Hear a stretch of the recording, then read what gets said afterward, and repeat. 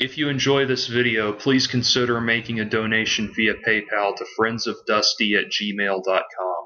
I'm doing a fundraising campaign to pay for my cat Dusty's medical bills, which came out to $2,618. Because the original incentive, saving Dusty's life, is no longer possible, I've decided to include incentives for my donors. The current amount remaining to be raised, as well as links to the video outlining the incentives and details of Dusty's medical needs, are listed below. Thank you in advance for any assistance you're able to provide. I've been blogging since 2007 and never asked for financial assistance before, nor am I planning to continue taking donations once this amount is received.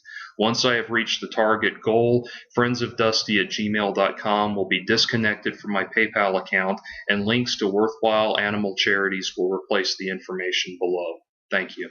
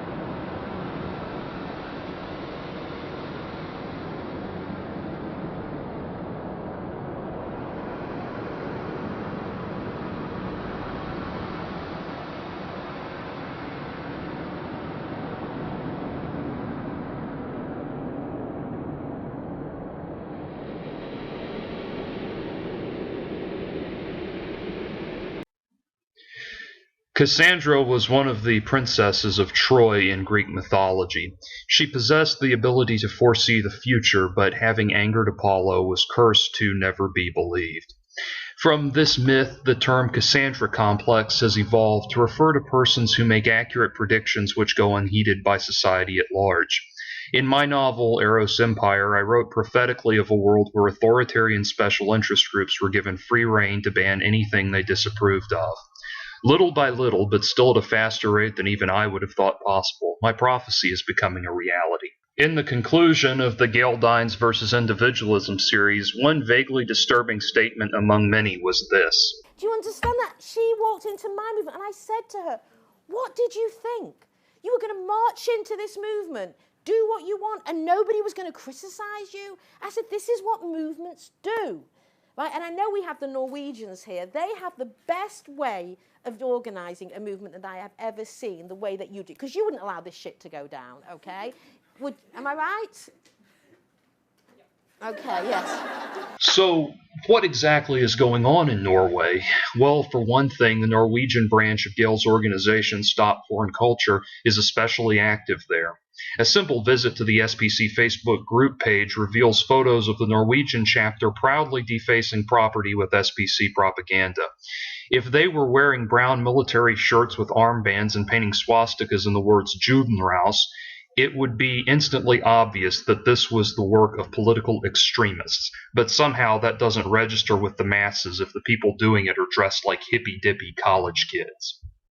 We already know that Gale is a fan of the Nordic countries and authoritarian politics, given her championing of Iceland, but a recent report from Norway, apparently her favorite center of activism, may go a long way to shed light on the deeper reality of Gale's increasingly obvious fascist leanings.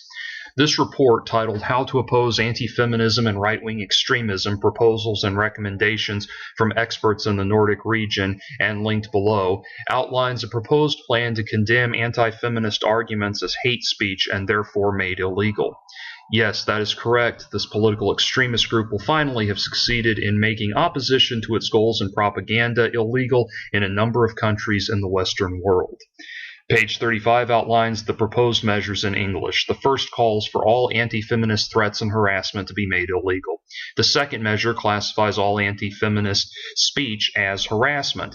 The third measure calls for annual surveys of anti-feminist sentiment. The fourth calls for the government to prioritize these matters in the interest of counterterrorism. The fifth allows feminist authority groups to control how masculinity is understood and practiced.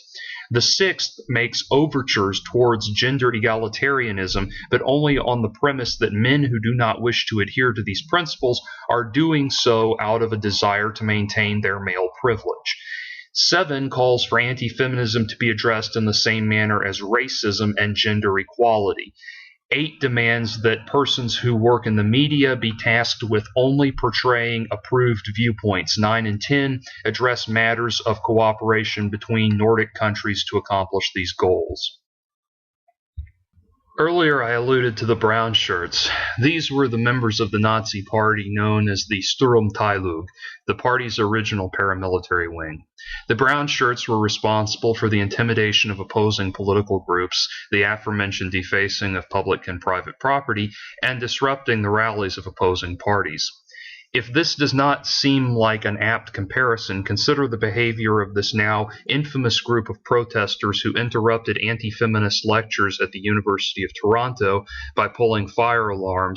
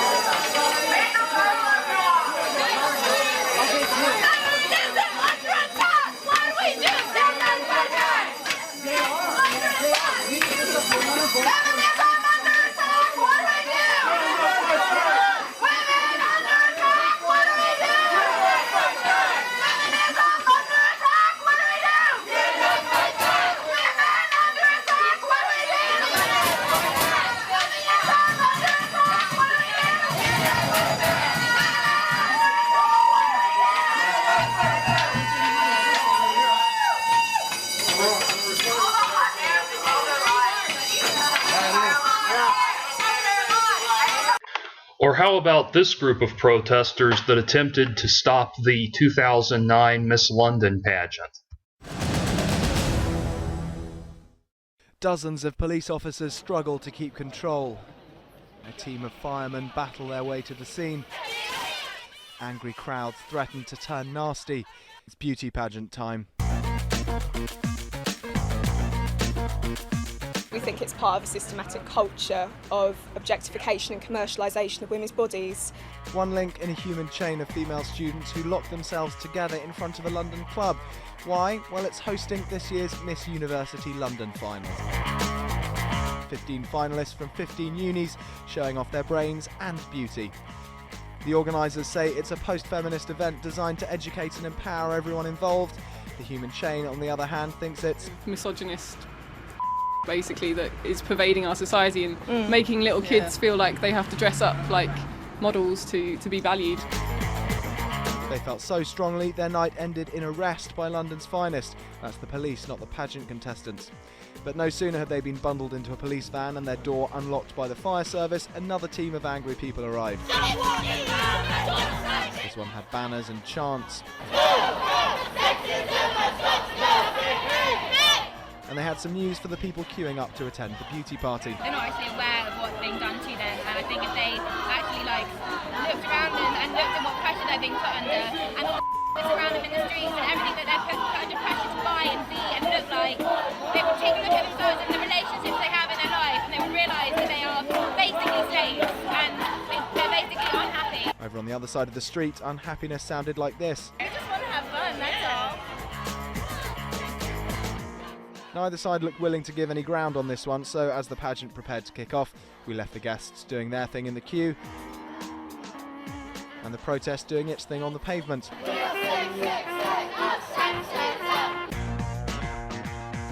Once inside, the contestants strutted, the crowds cheered, and the demonstrators continued to demonstrate. A protester has dropped a stink bomb. And then stormed the stage to distribute anti-beauty pageant reading material to the audience. But despite the anger, the literature and the smell, the show did go on, and London did get a new queen as Miss Kings was crowned. And outside the gates of her new court, the protesters carried on chanting. We are here for education! Not for your ejaculation! We are here for education! At every turn, we find ourselves dealing not with a feminism that is about rights for women, but about the imposition of authoritarian goals. Do you think that women will fare better under this new system simply because it was implemented in their name? What freedom do you have in a system where dissent is illegal? The report does not specify that these measures apply only to men, and as Comrade Dines has demonstrated time and again, women who dissent or fail to identify with this authoritarian point of view are held in particular disdain. This is not a vote for women's rights, but a vote for oppression, and I oppose it for the same reason that I oppose patriarchal rule, because authoritarianism is what it is regardless of the gender that supposedly receives preferential treatment.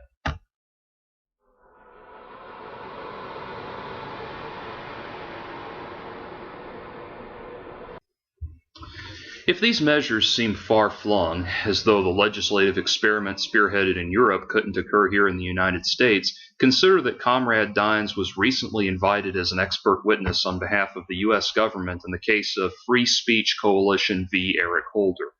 I will be doing a play-by-play deconstruction of the lies Dines told under oath, but for now, let us consider the implications of this matter. Dines was asked to speak as an expert witness with regards to the recent challenging of 2257, the ordinance which requires that the producers of any media featuring sexual nudity or sexual interaction maintain specific documents which verify the age of the persons involved. If this seems unreasonable, stop and ask yourself if you and your partner have ever exchanged nude photos of each other or made a sex tape. If so, you can be prosecuted despite the fact that you're both of legal age. You see, the fact that you're both adults is irrelevant. You don't have the proper documentation. An example of how this law becomes problematic was demonstrated in the testimony of a photographer who wanted to publish fine art photographs she'd taken backstage on porn sets. The problem, however, is that many of these images, despite being blatantly and obviously of adults, cannot be published because they were taken in years prior to the 1996 passage of 2257, meaning no such records exist for them. The brutal irony of all of this is that Gail herself is in violation of 2257. As Julie Meadows pointed out, Gail is paid for presentations which display pornographic images. This makes her a secondary producer of such images and therefore requires her to maintain the appropriate documentation, which I would imagine she does not have. You should be more careful about which draconian policies you support, comrade. So what changed, Gail?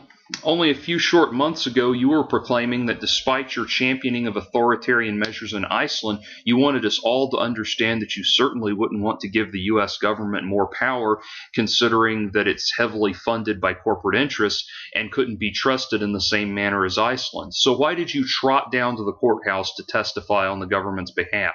What's amazing is the way in which you conveniently disregard the fact that this completely dismantles your belief that the government will inevitably find in favor of the corporate porn interests. You're still out there on the lecture circuit proclaiming that the Ashcroft Supreme Court overturned legislation making it illegal to show sexual depictions of adult women who appear too young, thus instilling your ongoing message that the U.S. government is in the pockets of the pornographers and that you and your supporters are powerless in the face of this misogynistic power structure.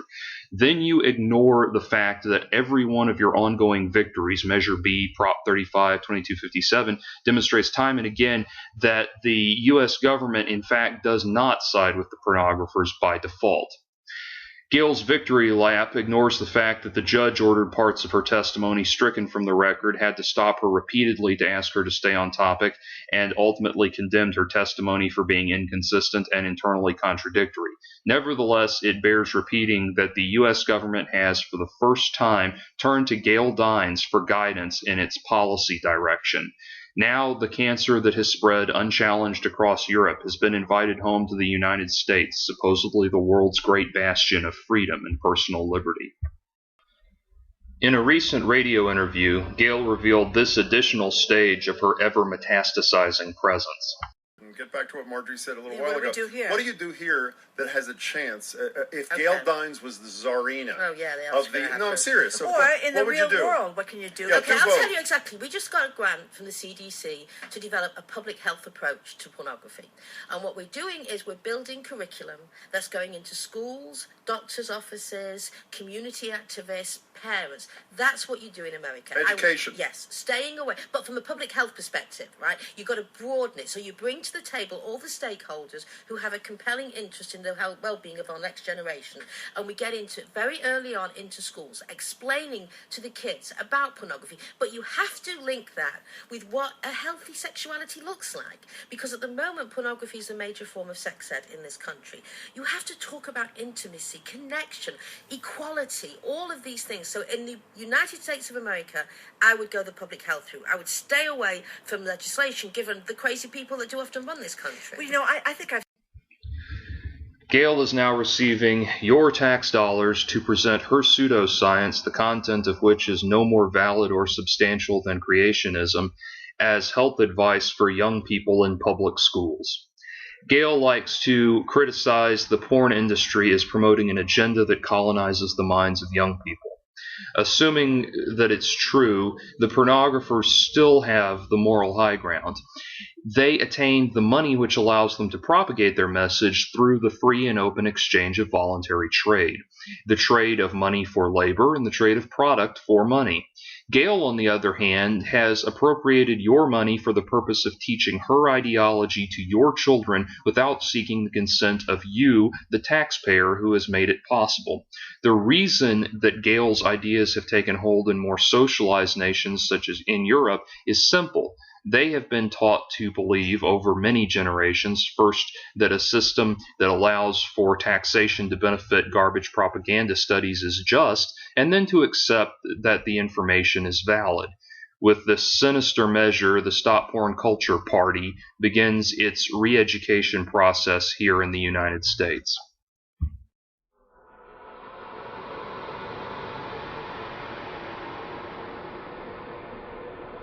I once received a comment to one of my videos from a person claiming to be a student at Wheelock College. The person stated, proudly, that my efforts were only going to educate other adults, while Wheelock students were themselves going into careers in education and social service that would put them in control of, quote, your children, and that they would win in the long run for that reason. I dismissed the comment at the time, saying that it was the best argument for homeschooling I'd ever heard, and it is, but otherwise didn't give it any further thought. Now, in light of these ongoing developments, I realize that even seemingly idle threats such as these are rooted in a far more sinister reality.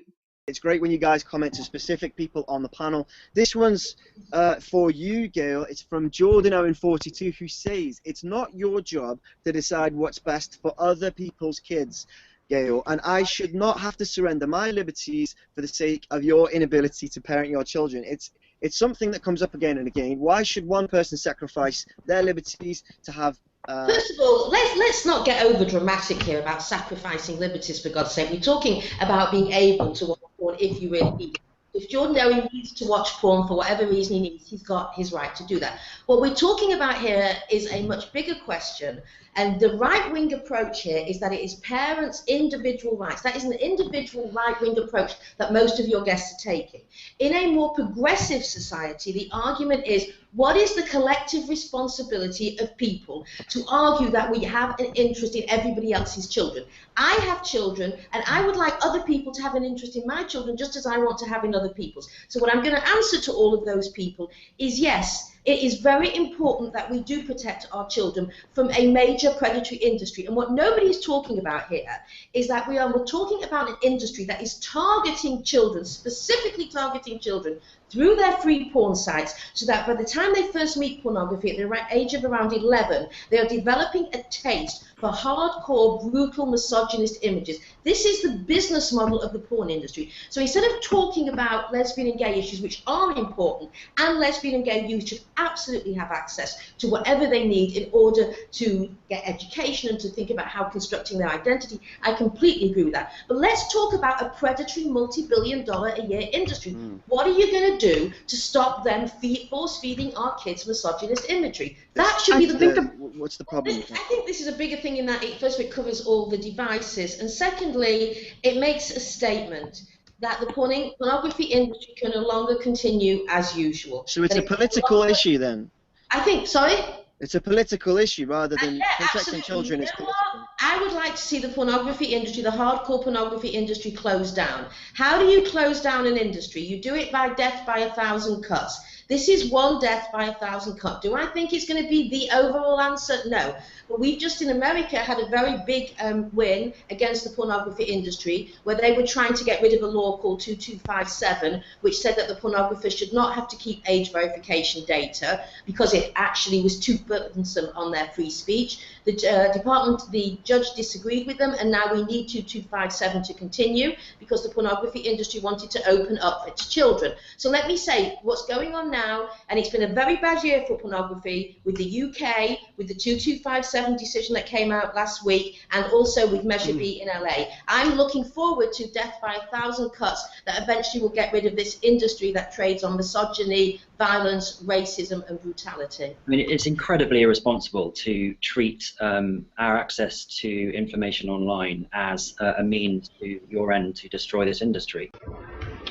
Increasingly, Gale seems bent on guiding this country back to the kind of rigid monarchy rule that our founders sought to escape.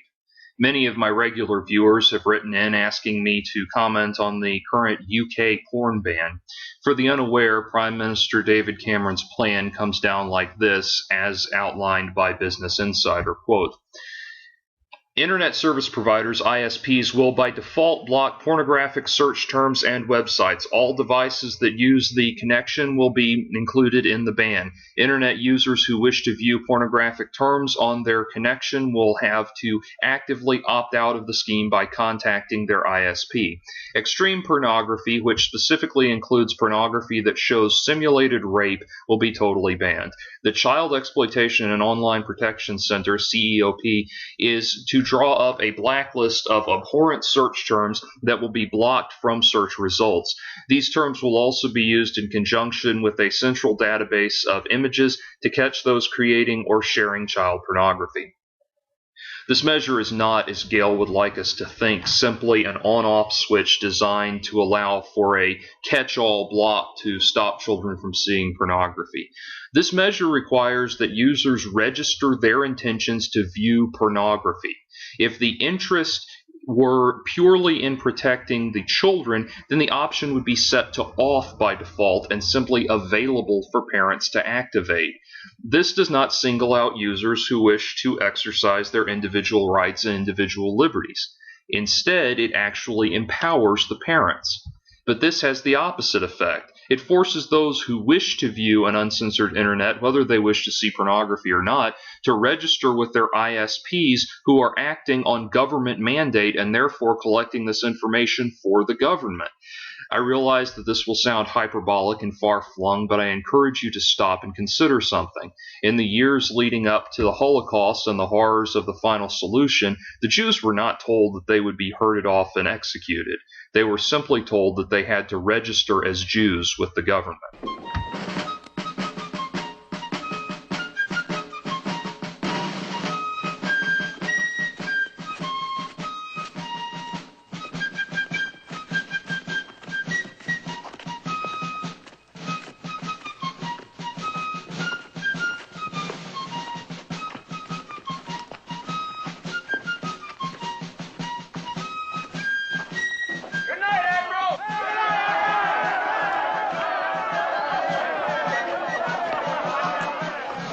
the seed in our homeland, boys. Let it grow where all can see. Feed it with our devotion, boys. Call it the Liberty Tree. It's a tall old tree and a strong old tree.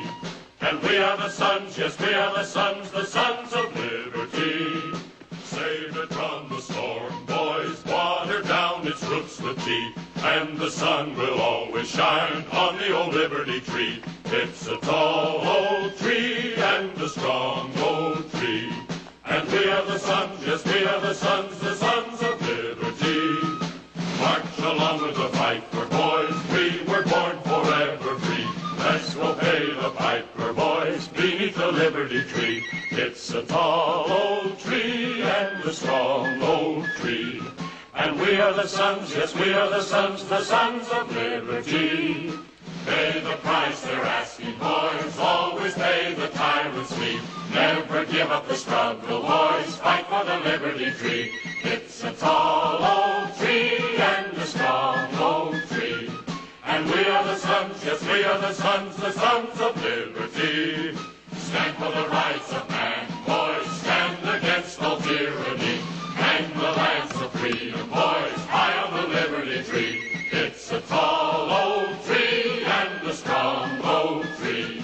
And we are the sons, yes, we are the sons of liberty. It will grow as we grow, boys. It will be as strong as we. We must cling to our faith, boys, faith in the Liberty Tree. It's a tall old tree and a strong old tree. And we are the sons, yes, we are the sons of liberty.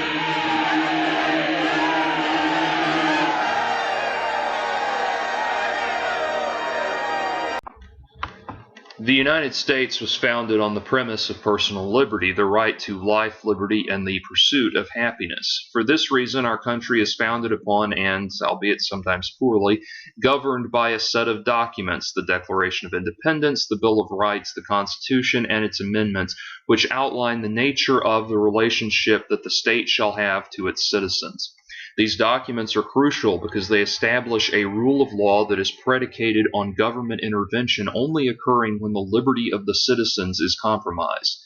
To guarantee this liberty, the people allow the state to maintain the ability to use physical force. If you assault another person, the state has the right to use the force necessary to detain you, compel you to stand trial, and administer the punishment deemed appropriate. This is true of the state's response to any crime that you commit, and the purpose of the state having the ability to impose force in this manner is so that the citizens involved in the matter can resolve their dispute peacefully. The man who assaults another is made to stand trial so that 1. His guilt in the matter can be determined, and 2. The persons that he has wronged may have justice without having to inflict that justice themselves. Additionally, the state may impose said force on matters in which a breach of agreements constitutes an act of force or would necessitate an act of force to rectify, such as when one or more parties are in violation of a contractual agreement. This is the proper use of the government's ability to use force, and it is for this reason that it is crucial that all free persons understand that the government accomplishes all that it does for society, no matter how beneficial the results may be, through the use of physical force. If you do not pay your taxes, the government will eventually use force against you. If you do not send your children to school or demonstrate that you are educating them satisfactorily, the government will use force against you. There is no such thing as a government program which is not accomplished through the use of physical force, and for this reason, any time a person attempts to have their ideological beliefs made into law, they are attempting to force their beliefs on others. If stop porn culture and other antis accomplish their goals, they will succeed in making the government impose observation of, acceptance of, and adherence to their code of morality. For this reason, they are attempting to use force against you. No, they are not the ones showing up at your house to inspect your property, confiscating your belongings, and arresting you. Instead, they are like the sniveling pissant who, himself too small to be the school bully, surrounds himself with meat-headed thugs to do the physical element of bullying on his behalf. Just as in The Wizard of Oz, the prestige and influence that these charlatans command is hinged on your paying no attention to the man behind the curtain. In this case, they want you to pay no attention to the fact that they are too weak and pathetic to use force against you themselves, and want you to parade under the delusion that they are accomplishing their goals by non-violent means simply because their gigantic meat-headed buddy is the one doing the pummeling for them. If you accept their premises uncritically, you become their unwitting stoolie who considers snitching a civic duty.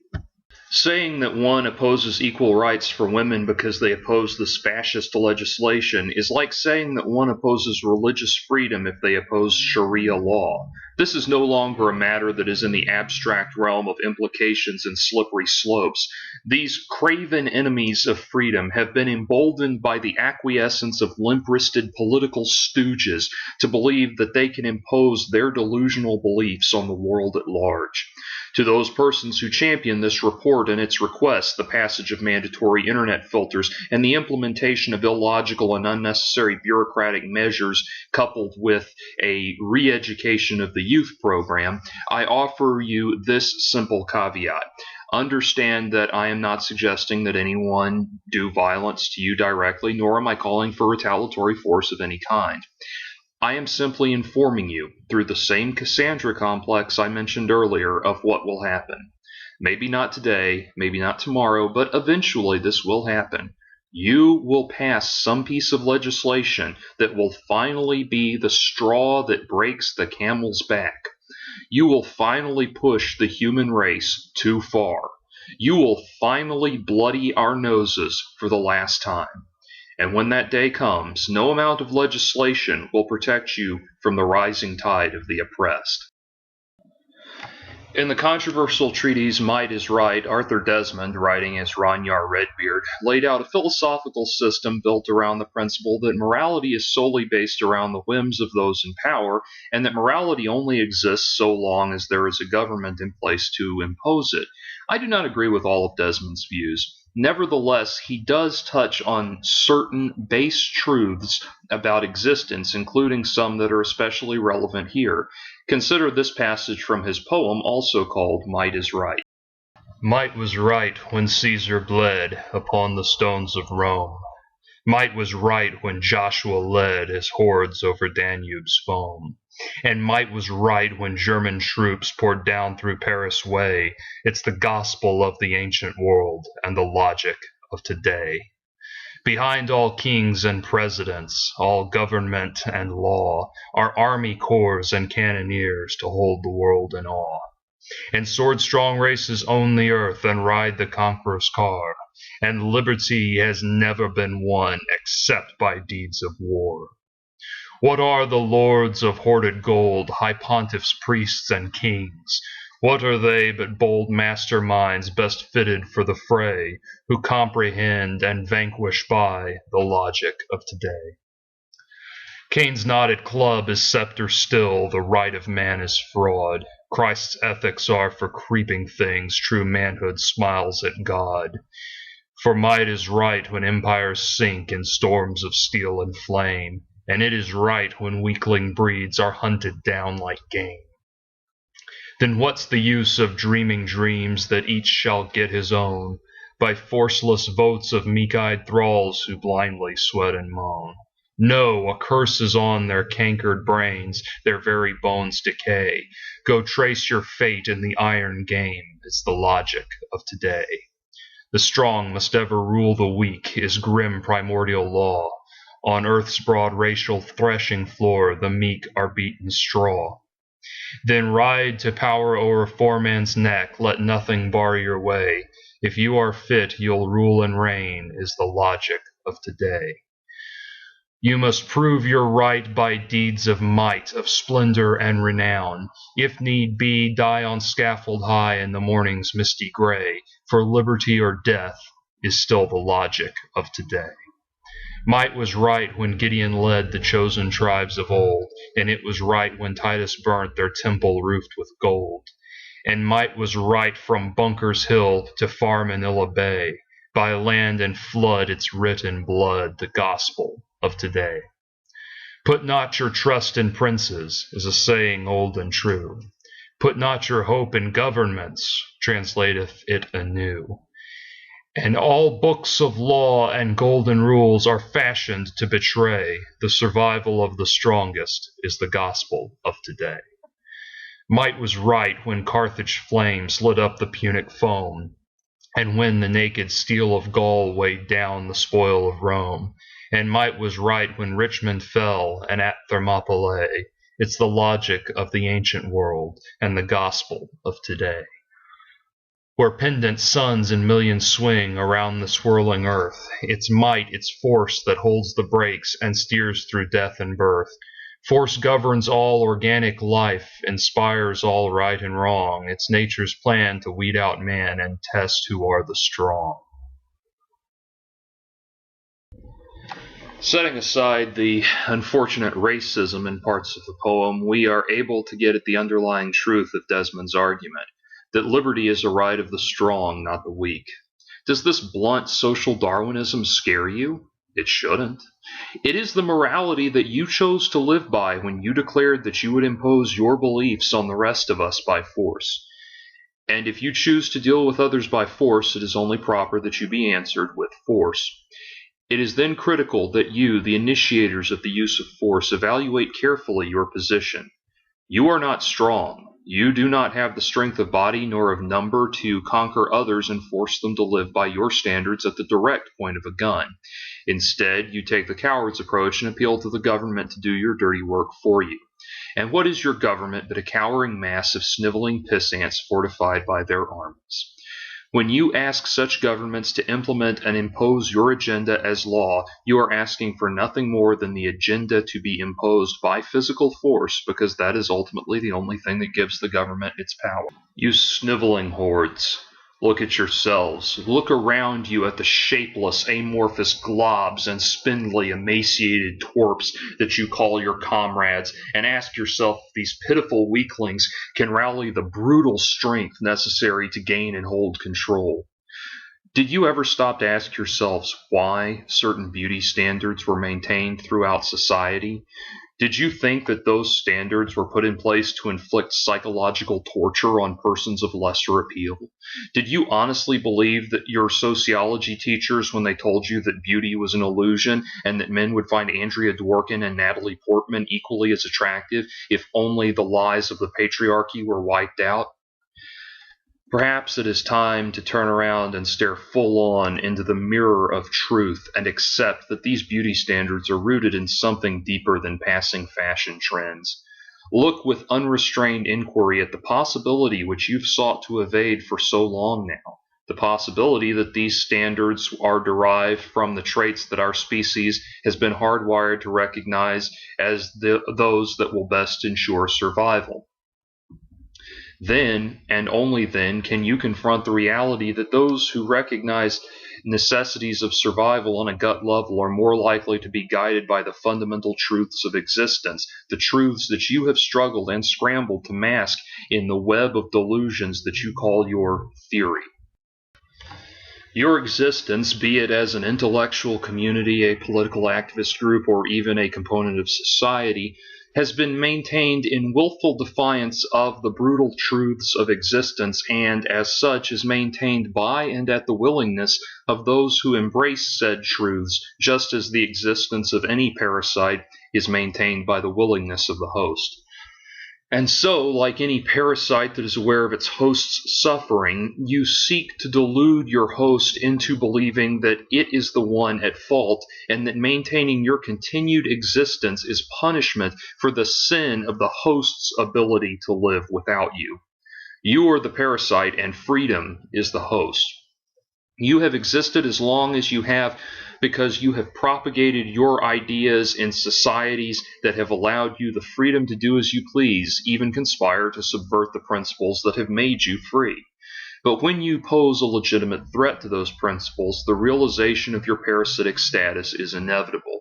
And with that realization, your host will further realize that the moral code by which you have controlled it is an immaterial abstraction held in place by the clumsy support structures of guilt and paranoia.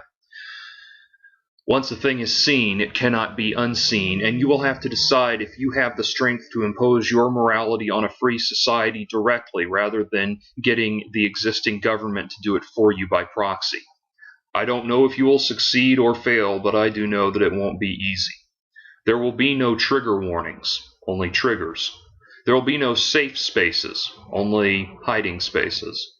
There will be no patriarchy, only hierarchy. And the only gender justice will be that which is handed down by the winners. I do not long for such a battle.